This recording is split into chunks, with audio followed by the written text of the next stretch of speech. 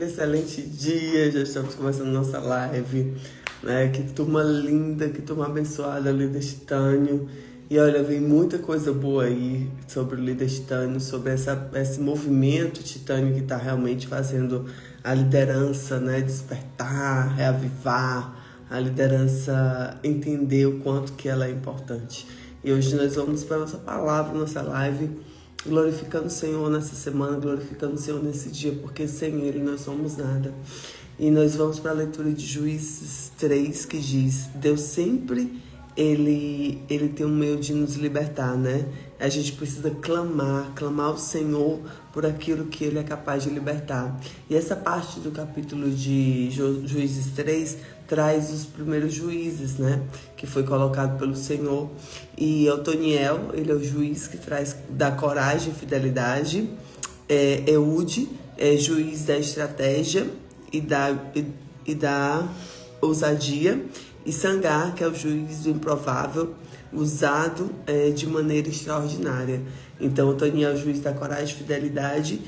Eude juiz da estratégia e ousadia, e Sangar, juiz do improvável, usado, e ele foi usado de maneira extraordinária. Então vamos para a leitura do capítulo 3, pedindo ao nosso amigo, querido, amado Espírito Santo que traga discernimento e sabedoria sobre essa palavra. E diz assim: estas são as nações que o Senhor deixou ficar, para por elas provar Israel, a saber que todos que não sabia todas as guerras de Canaã. Então somente as gerações dos filhos de Israel dela souberam para ensinar a guerra. Pelo menos os dantes não sabiam delas. 5 príncipes filisteus e todos os cananeus, os sidônios e heveus habitavam nas montanhas do Líbano, desde o monte Baal-Hermon até a entrada de Amate. Estes, pois, ficaram para por eles provar Israel, para saber se dariam ouvidos aos mandamentos do Senhor, que ele tinha ordenado aos seus pais pelo ministério de Moisés. Habitando, pois, os filhos de Israel no meio dos cananeus, heteus, amorreus, e perizeus, heveus e jebuseus, tomaram suas filhas para si por mulheres, deram filhos e filhos a ela, e serviram os seus deuses. E os filhos de Israel fizeram o que era mau aos olhos do Senhor, e se esqueceram do Senhor, seu Deus, e serviram os Baalins e Astarote. Então a ira do Senhor se acendeu contra Israel, e ele vendeu a mão de Cusã-Risataim, rei da Mesopotâmia, e os filhos de Israel serviram a Cusã-Risataim 8 anos. E os filhos, Otoniel os livra, né? Que os filhos de Israel clamaram ao Senhor. Senhor, levanta aos filhos de Israel um libertador, que os libertou. Otoniel, filho de Kenaz, irmão de Caleb, mais novo do que ele, e veio sobre ele o Espírito Santo, Espírito do Senhor, e julgou o Israel e saiu a peleja. E o Senhor entregou na mão de Cusã-Risataim, e o rei da Síria, e sua mão prevaleceu com Cusã-Risataim. Então a terra sonegou 40 anos, e Otoniel, filho de Kenaz, faleceu. Sossegou, né? Então a terra sossegou 40 anos, e Otoniel, filho de Kenaz, faleceu. Porém, os filhos de Israel tornaram a fazer o que era mal aos olhos do Senhor. Então o Senhor forneceu Eglon, rei dos Moabitas, contra Israel, porquanto fizeram o que era mal aos olhos do Senhor. E reuniu consigo os filhos de Amon e os amalequitas, e feriu Israel, e tomaram a cidade de Palmeira. E os filhos de Israel serviram Eglon, rei de Moabitas, 18 anos. Então os filhos de Israel clamaram ao Senhor, e o Senhor lhes levantou um libertador, Eude, filho de Gera, filho de Gemim, homem canhoto. E os filhos de Israel enviaram com sua mão um presente de Eglon, rei dos Moabitas. Eude fez para si uma espada de 2 fios, no comprimento de covado, e a cingiu por debaixo de suas vestes nas costas direita. E levou aquele presente a Eglon, rei dos Moabitas. E era Eglon um homem muito gordo. Era um homem muito gordo, e sucedeu que, acabando entregar ao presente, despediu a gente que o trouxera. Porém, ele mesmo voltou à imagem de escultura que estava aos pés de Gigal, e disse: eu tenho uma palavra secreta para ti, ó rei, o qual cala-te. E todos que lhe assistiam saíram diante dele. E Eude entrou na sala de verão, que o rei tinha só para si, onde estava sentado, e disse: tenho para dizer uma palavra de Deus. E levantou-se da cadeira. Então Eude estendeu a mão esquerda e tirou a espada da sua coxa direita e lhe cravou entre o ventre. Então, de tal maneira que entrou até o cabo após a lâmina, e a gordura encerrou a lâmina, porque tirou a espada do ventre, e saiu o excremento. Então Eude saiu do pátio e fechou as portas da sala e o trancou. E saindo ele, vieram os servos do rei, e viram, eis que as portas estavam fechadas, e disseram: sem dúvida está cobrindo seus pés de recâmara na sala de verão. E esperando até que alarmarem, eis que ele não abria a porta da sala. Então tomaram a chave e abriram, eis que ali o seu estava estendido, morto em terra.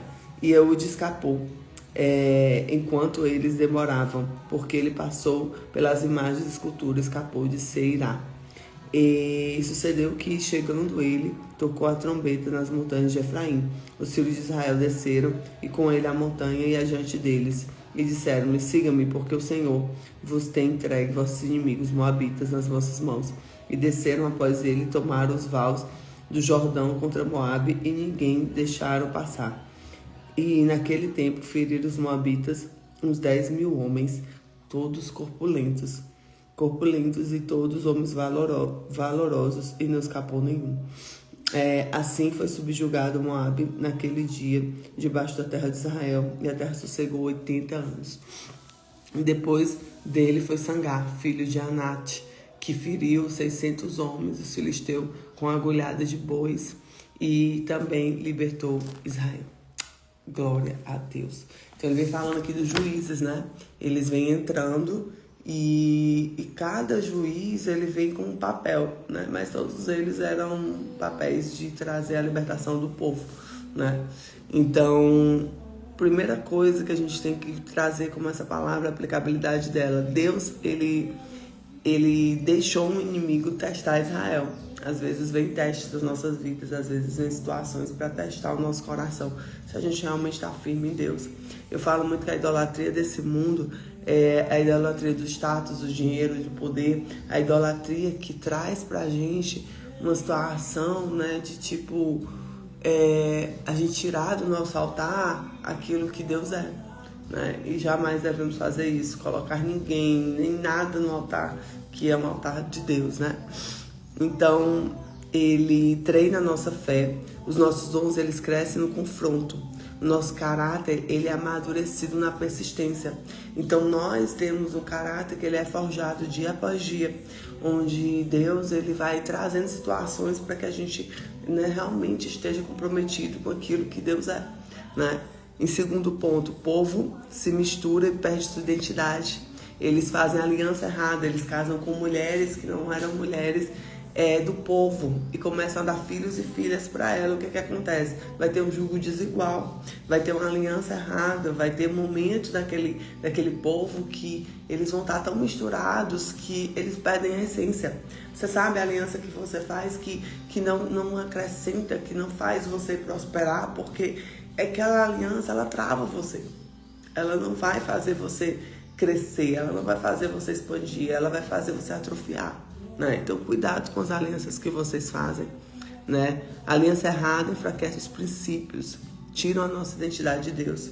Eu começo a andar onde eu não devo andar, eu começo a fazer o que eu não devo fazer, eu começo a agir como eu não deveria agir, e isso tudo vai nos tirando de Deus, amém? Terceiro ponto, o ciclo começa onde tem pecado, tem escravidão, onde tem clamor, tem libertação. Vamos lá. Onde tem pecado, tem escravidão. Onde tem clamor, tem libertação. Onde tem pecado, tem escravidão. Onde tem clamor, tem libertação. E a libertação, ela começa quando o orgulho termina. Quando eu tiro o meu orgulho, quando eu tiro aquilo, né, que é o ego, né, e eu deixo Deus trabalhar, tá? O clamor é a chave da intervenção divina, guarda isso, tá? O clamor é a chave da intervenção divina, quando eu clamo ao Senhor. Clamar ao Senhor é diferente de orar. Orar, eu estou aqui na oração. O clamor, me derramo e pergunto: Senhor, cadê o Senhor? Né? Mas isso funciona, viu? Clamor é poderoso. E quarto ponto, Otaniel foi o juiz fiel. Quando o Espírito vem, a guerra muda, né? Então, foi um juiz fiel. Eude foi uma estratégia de Deus na mão de um improvável. A fraqueza que você entrega a Deus vira um instrumento de vitória. Olha que forte. A fraqueza que você entrega a Deus vira um instrumento de vitória. Amém. E Sangar, que depois vem para libertar como instrumento improvável. Quando Deus unge suas mãos, até as ferramentas comuns viram armas espirituais. Quando Deus unge suas mãos, até as ferramentas comuns, elas viram armas espirituais. Amém? Então, declara isso comigo. O Senhor é meu libertador. Glória a Deus. O Senhor é o meu libertador. Glória a Deus. O Senhor é o meu libertador. Glória a Deus. Então, diante dessa palavra, nós agradecemos a Deus pela bondade dele. Nós pedimos muito hoje. Muita coisa. Muita coisa. Então, clamor é a chave para a intervenção divina. Guarda isso, tá? Deus te abençoe. Que a graça do Senhor esteja sobre ti. Sabe, desfrute a vida. Lá no Líder Estânio foi o que a gente falou muito. Sobre desfrutar, sobre o aproveitar os detalhes da vida. Sejam as coisas mais simples, mas que têm valores inestimáveis. Amém? Que Deus te abençoe. Lembrando que todas as nossas lives você encontra no YouTube e no Spotify. O link está na bio. E todos os dias a gente está aqui com a palavra de Deus, porque a palavra lidera a nossa mente. Quando eu tenho uma direção de Deus, quando eu acredito no que o Senhor fala comigo, eu tenho certeza que eu vou caminhar na direção certa. E a palavra de Deus diz, né? Não se desvie nem para a direita nem para a esquerda, mas permaneça no caminho, permaneça no alvo. Amém? Fique com Jesus. Que Deus te abençoe.